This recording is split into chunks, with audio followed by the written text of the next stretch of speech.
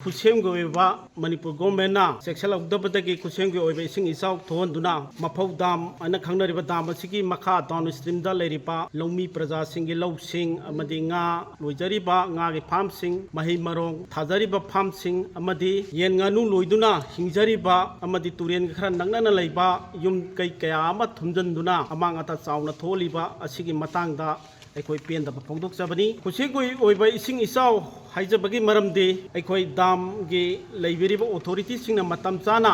इसिंगी फिबम असी येंगलगा थों हांगदो हांजिन तौबिरंबा तारगदि थोमदबा याबनी अदुबो मखोइना मयुम मयुमदा नुंगाइना लेथोबा मतुंगदा पामेंगी कांगबुना इसिंग इचाउ लाइबा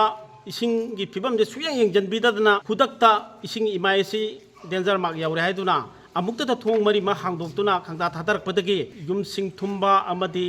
लौसिंग थुंबा अदि येन nganu फार्म सिंग थुंबा nga फार्म सिंग थुंबा पुनमक असि मांगन ताहन बनी पुनमक सिसकी दायित्व सि डिपार्टमेंट ना पुबिगदबनी हाइदुना अखोई खुंजा सिंगना हाइजरी असिगुमलबा सेक्शन दना तौबिगदब लोरगदि तुंगदा थोलकदब थौसिंगदा अखोई प्रजा सिंगना अकीबा फावी तौजगदबा मसा मसा युम चाको चगदबा तौगदब थबक खुदिमा फेल ओरकनी हाइबगी थाजब लै चाउना लेरबनीना मतम लैबु खिबिकता थोंग हांगतोगा फ्री दा लोय थादोक पिग्रगा सुटिंग थिंगदना मतुंगदा दाम असिना इसिंग सुटिंग थिंगदना फ्री दा नॉर्मली चेलन बदु पामे सुंगुंबा इचाउ सी थोक्तनबगी दंता